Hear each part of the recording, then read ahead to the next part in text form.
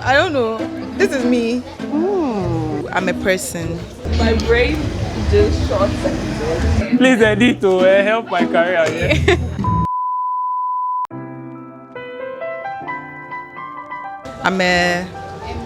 I like to see, how do I call myself? A creator.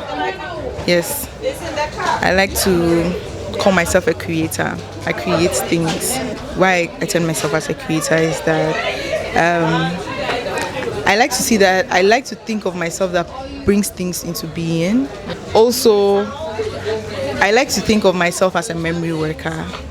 So trying how to preserve memories, indigenous memories, and to be specific towards women, be it gender minority women, traditional women, just women. I like to see myself in the things that I do.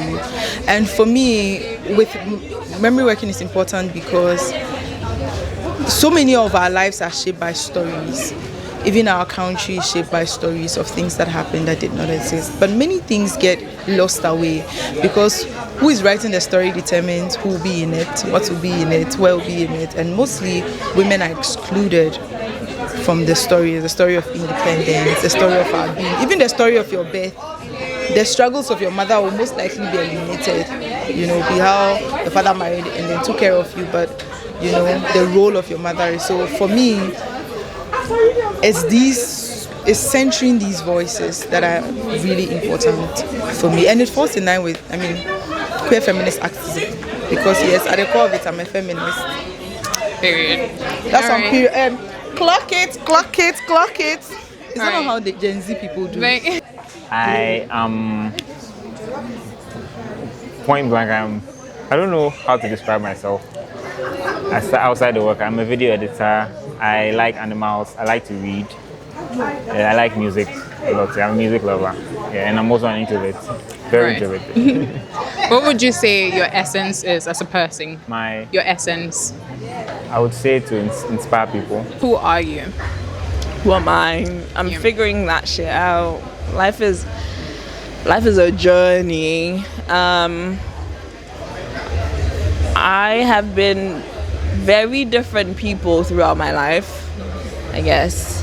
At some point, I was my parents' child. I would do anything and everything they wanted me to do. I wasn't really living for me. So for a majority of my life, a big chunk of my life, I was who they wanted me to be. And I just broke out of that. So I'm figuring me out. Right now I'm cunty. And there's nothing anyone can say about it. Yeah. I'm discovering myself painting, doing art, all these things are helping me little by little. I have my chosen family too. And sometimes when I'm trying to figure it out, they give me a sense of who I am.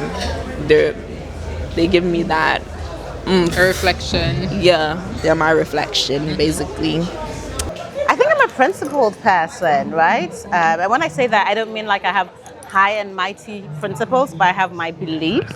And that belief is in the wholeness of being an African woman, and that as an African woman, we are entitled to freedom and liberation.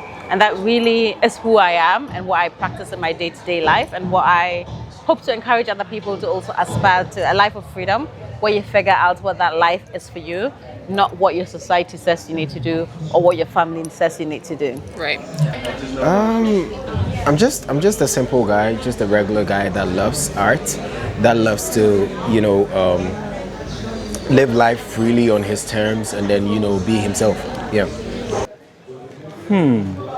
So I've not really thought about that. So who am I? I'll say I'm just another African black man who is just appreciating life and thankful for life. I haven't really thought about this question, so I don't know how best to answer it. I think I am a mixture of multiplicities. Imagine there is a choir, there's a choir master, there's the tenor, the soprano, there's the bass. I am a mixture of all of that, and basically what you see is the harmony of that choir. So that is what it is. Yeah. You don't get to experience one identity or say like one feel or touch. You feel like me in multiple ways. And yeah, so it's just let's say I'm a melting pot of everything else that makes a person human. Right. Yeah. How is that different from someone saying they're a jack of all trades? I think someone who says the jack of all trades would be someone who, I think they are more tapping into their skills. For me, it's not more. I don't think my skills define me. I think I am who I am basically because I exist, but then the forms in which I exist are also many. So, that's in the Bible, the demon who, the guy who was possessed, and they asked who are you, and it says, we are legion. Yeah, that's me. I think I am a lonely ranger trying to find a community too, regardless of how I build communities. I say this because sometimes when you see yourself as a community organizer, you also have to acknowledge the need for community yourself. And so that's what I am trying to do for myself. I am a book blogger, but I'm a political activist. That's what I do professionally. I am a member of the Socialist Movement of Ghana, and my roles are partly around education and some sort of international relations. At the level of education, what I do is to organize and bring out programs that's supposed to help people raise their political consciousness. But I've sort of connected that to what I do for leisure, which is book blogging. And so with my book blog, I sort of promote progressive literature and political theory, because I believe that it's high time that we sort of like bring our attention and minds to the things that concerns our continent. And we know that when it comes to things that concerns our continent, politics is very important. Politics decides everything. How then do we go into spaces to talk about these things? Because there's already a perception that politics is sort of complex or reserved for a minute group of people. So I am using this community online that is mostly around talking about books to sort of like raise people's attention to the sort of materials they should read about, some sort of questions that there are already theory that sort of breaks them down for them to better understand. Okay, what's the intrinsic reason you do what you do? I do what I do because at a very tender age, I have been particularly fascinated about the progress or the success of our continent. And in being able to play a pivotal role there, I feel that the most important aspect of it all is politics.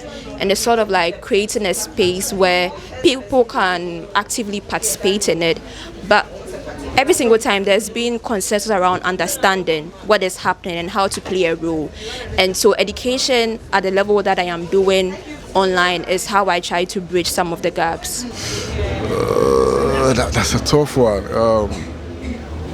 I would say I'm a go-getter, but it wasn't a one-day thing. It took time for me to actually, discover that. Okay. Who am I? I'll kind of put it down to someone who doesn't get stuck in a single box in any particular way, right? I find myself relating what I've learned to different sectors, not just what pays me. So the level of diligence I would give to any other place, to my work, is kind of the same diligence I'll give to connections I make, the same diligence I'll give to the support I give, the support I have for the arts, and all those things. So it's just someone who loves living. I think there's a me outside of what I do. I am me in all of those settings. I'm everything that I do, whether it's work or whether it's something that I do privately, whether it's me kind of being silly with my friends and traveling. It's all me. Right. So if you had to capture your essence in a phrase or a word, what would it be? My essence in a phrase or a word,